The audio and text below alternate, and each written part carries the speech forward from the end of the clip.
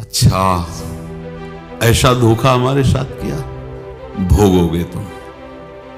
ये जो निकलता है ना भोगोगे, ये अकाट्य होता है। क्योंकि किसी का भी हृदय, मान लो किसी भी जीव जंतु को आप कष्ट दें और उसका हृदय आह भर जाए, तो वो आह वज्र की लीक है, तुम्हें भोगना पड़ेगा। वो आह किसी की ना लेना जिंदगी।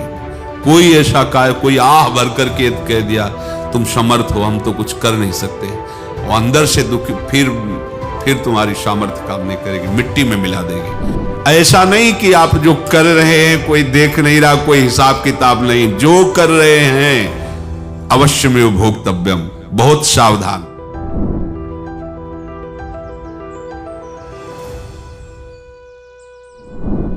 जीव स्वयं नित्य निरंतर कर्मों के जाल को रच रहा है और अपने आप को बांध रहा है।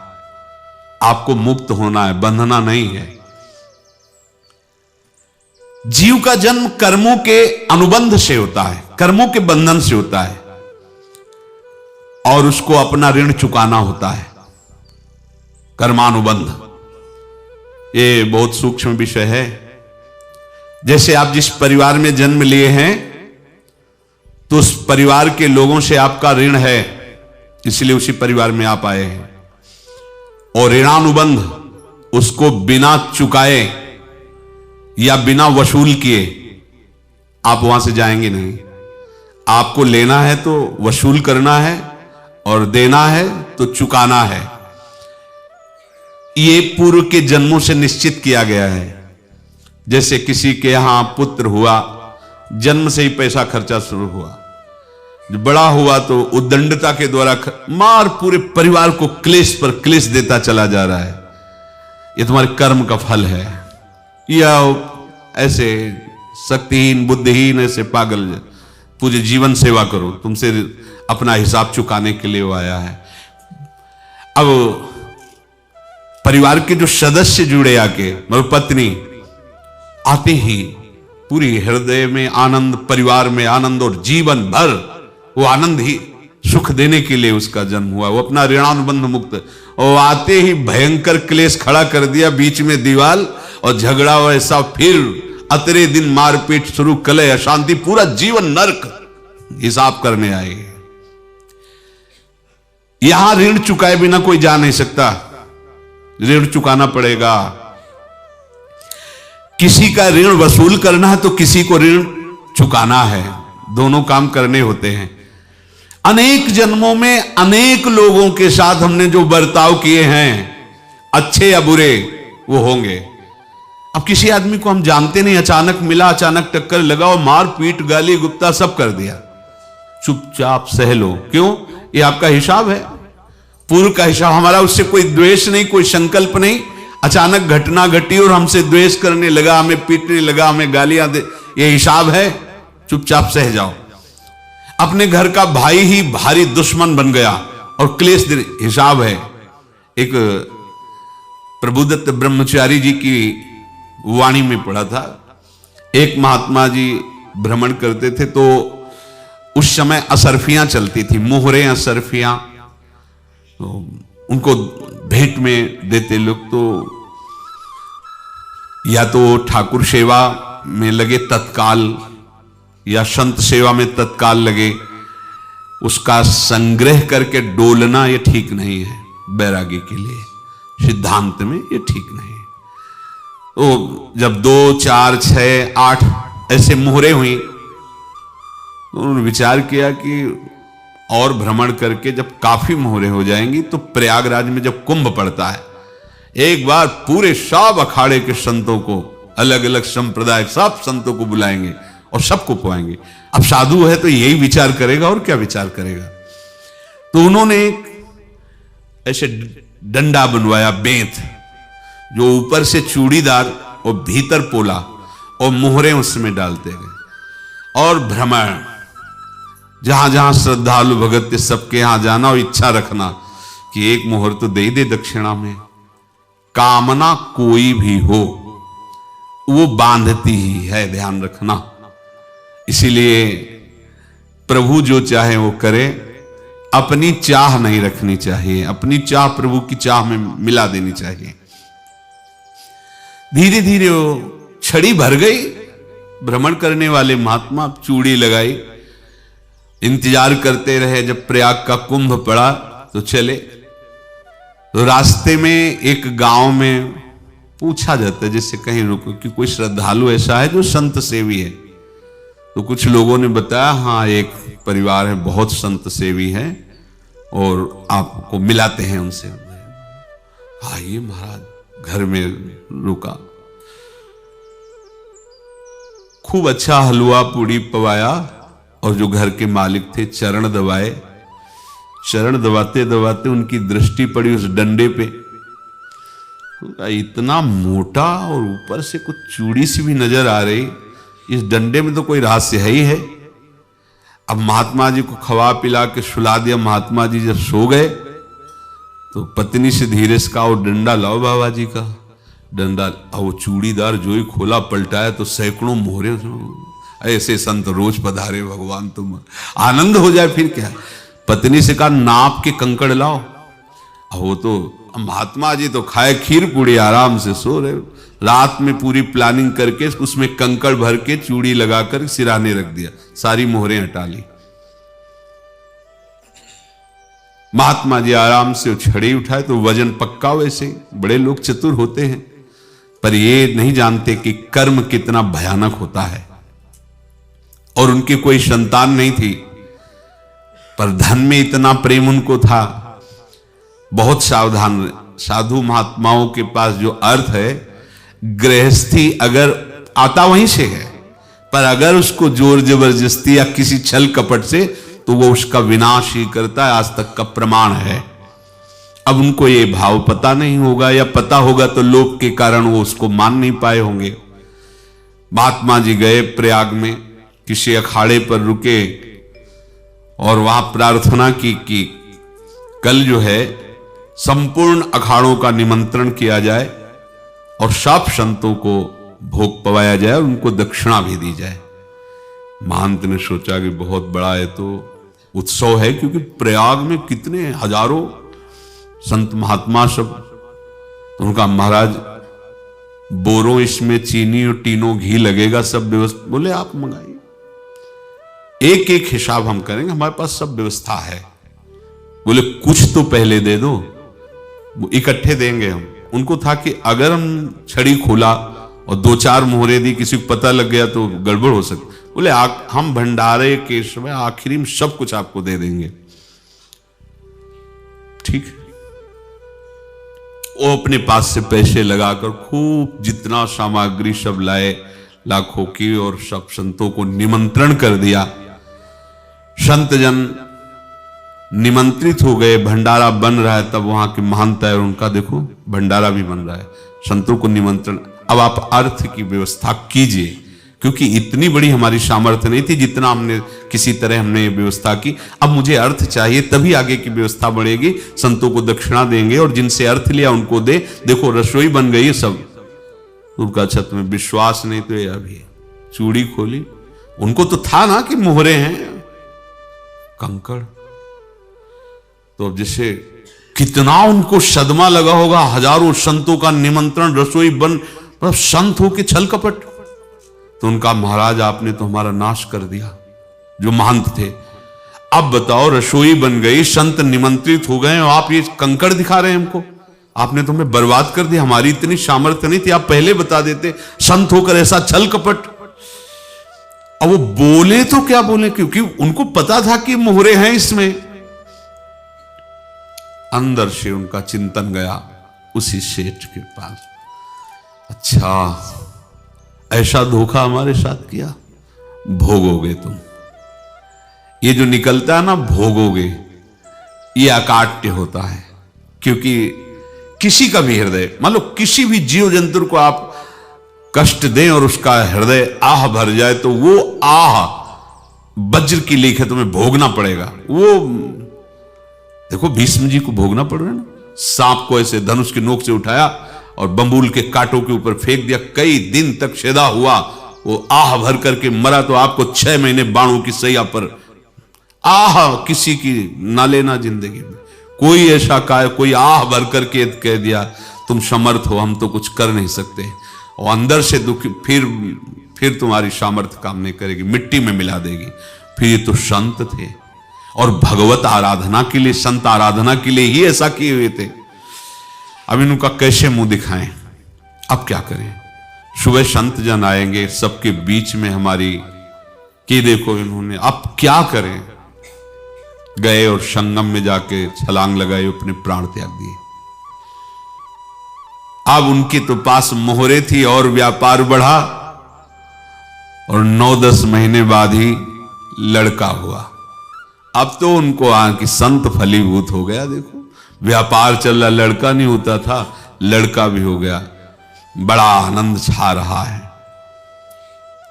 जब से वो प्रकट हुए और धन की वृद्धि शुरू हो गई, पढ़ाई लिखाई में उनके खर्चा हुआ सब, बस बीमारी शुरू हो गई उनके शरीर में, अब उसमें पैसा जाना शुरू हुआ। इतने आसक्त तो वो दोनों हो गए कि कुछ भी हो, व्यापार ठप, संपत्ति बेचना शुरू।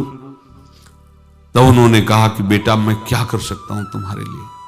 बोले हमारी अंतिम इच्छा है प्रयाग चलो, और जितने प्रयाग में संत महात्मा सबको एक बार भंडारा करवाओ, हमारी इच्छा अंतिम है, क्योंकि अंतिम यही इच्छा थी। बोले अब ज्यादा संपत्ति तो नहीं रह गई, तो बोले घर बेच दो, मेरे लिए ही तो है, बेच दो। मुझे लगता मैं बचूंगा नहीं, पर मेरी अंतिम इच्छा पूर्ण कर दो। घर बेच दिया, जेवर बेच दी। वहां गए, जब संत सेवा की तो बोले मुझे संगम तक ले चलो। संगम तक ले गए और बोले समझे तुम चुराए थे और हमने उसको छीना है, कुछ नहीं रह गया तेरे पास कुछ, अब केवल ममता और आसक्ति में जलकर मर और नरक प्राप्त कर। मैं वही महात्मा हूं जिसकी तूने मोहरे ली थी, शरीर छोड़ दिया। महात्मा को जन्म लेना पड़ा और इनको दुर्गति भोगनी पड़ी। ऋणानुबंध होश में, ऐसा नहीं कि आप जो कर रहे हैं कोई देख नहीं रहा, कोई हिसाब किताब नहीं, जो कर रहे हैं अवश्य में भोक्तव्यम, बहुत सावधान। अनेक जन्मों में अनेक लोगों से जो कुछ लिया दिया है, इस लेने देने को मिटा देने के बाद ही तुम मुक्त हो गए। इसीलिए एक उपाय है, लेना न देना मगन रहना। क्या? मालिक को समर्पित हो जाओ, मालिक को अपना माना हुआ समर्पित कर दो, खत्म। अहम त्वाम स्वरूपापेभ्यो मोक्षयिष्यामि, सब खत्म, आगे पीछे लेना देना सब खत्म।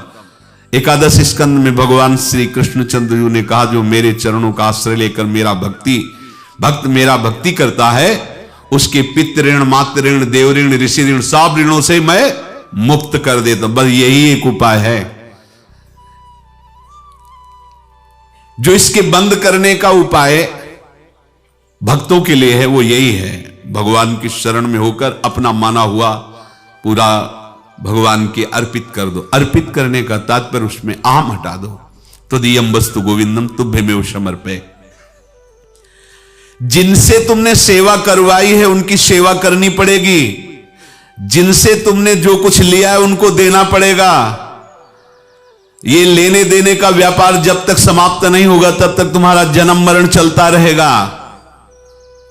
अब आपको यहां समझना है, यदि आपसे किसी ने पैसे लिए बेईमानी करके नहीं दे रहा है तो आप उसको गाली मत दीजिए, आपने बेईमानी की थी इसलिए आपकी बेईमानी हुई है, ले गया, कोई बात नहीं है, बंधन से मुक्त हुए, जो बोझा था चला गया। उसको ऐसा ना देखे कि ये बेईमान हमारे रुपए मार लिए, अब जो कुछ होगा देखेंगे। अगर आप आगे नया कुछ करते हैं तो फिर आगे का हिसाब आपको भोगना पड़ेगा, ध्यान रखना। ऐसा नहीं है कि आपको भोगना नहीं पड़ेगा। एक ही उपाय है कि अब जो शरीर धारण किए इसी में जो भोग ले, आगे ना होना चाहिए। तो क्या करे? सर्वतो भावेन भगवान की शरण ले ले। ये तो सर्वाणि कर्माणि मयि सन्न्यस्य मत्पराहा अनन्येनैव योगेन माम ध्यायन्तु उपासते तेषामहं समुद्धर्ता मृत्यु संसार से। ये बड़ा कठिन है पार होना, कोई छोटी मोटी बात है। एक महात्मा बाल्यावस्था से भजन करते थे, शालिग्राम भगवान पास रखते थे और उन्हीं की आराधना करके बस पाठ नाम जप और भ्रमण करते थे। यौवन अवस्था थी, गंगा जी के किनारे अपने ठाकुर को विराजमान करके स्नान करने के लिए कपड़ा ही उतार रहे थे कि 90 लोग आ गए, भाला तलवार सब ले, मारो मारो इसको मारो, घेर लिया। तो उन्होंने हाथ जोड़कर कहा हमने क्या अपराध किया, कोई सुन ही नहीं रहा। तो उन्होंने कहा मार तो डालोगे ही आप 90 लोग, हम कोई अस्त्र शस्त्र तो लिए नहीं, एक बार हमें गंगा में डुबकी लगा देने दो और अपने ठाकुर को स्नान करा देने दो, फिर इसके बाद आप मार देना। भगवत इच्छा से वो लोग रुक गए, स्नान किया और अंदर से प्रार्थना की, प्रभु ये क्या लीला है आपकी, आपके सिवा मेरा कोई है नहीं और ये मुझे मारना चाहते हैं। तो भगवान ने जानते हो क्या कहा उनके अंतर में, तुम मेरे में ध्यानस्थ हो करके शरीर को छोड़ो, ये लोग मारेंगे, ये मेरे भजन का फल है कि तुम्हें 90 जन्म नहीं लेना पड़ेगा, एक ही जन्म में 90 मिलके, तुमने 90 हिंसा की थी पूर्व में, तो तुम्हें 90 बार जन्म लेना होता और एक एक करके मारते। ये मेरे भजन का प्रताप है कि एक बार में ही 90 का हिसाब हो जाएगा। तुम आंख मूंदो, मेरे ध्यान में मगन रहो, मेरे प्रताप से तुम्हें कोई चोट नहीं होगी और स्वाभाविक मूर्छावस्था में प्राण तुम्हारे छूट जाए। ऐसा ही हुआ, ऐसा हुआ। तो ये बात समझ लो कि ये जो कर्मानुबंध है, ऋणानुबंध है।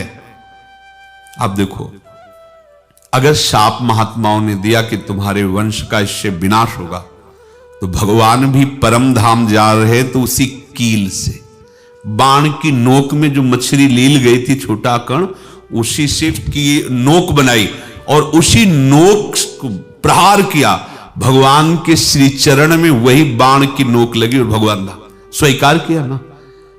भगवान का बड़ा लीला विचित्र है। अगर छुप करके उधर रामावतार में बात, तो इधर ऐसे स्वीकार किया है भगवान ने। ऐसा कहीं नहीं दिखाया कि मैं भगवान हूं तो मैं अपने लिए, ऐसा नहीं दिखाया। नारद जी का हित किया पर नारद जी ने शाप दिया तो भगवान ने स्वीकार किया। बंदरों ने ही सहायता की, जैसा बोले थे वैसा। ये लीला इस शरीर में भोगनी पड़ेगी। हां, ज्यादा को कम में भुगता देंगे, पर अब अगला शरीर ना मिले, इसके लिए सर्वतो भावेन भगवान के आश्रित हो जाए। जैसे आपने दुकान फैला रखी है तो उसमें दो काम होते हैं, लेना और देना।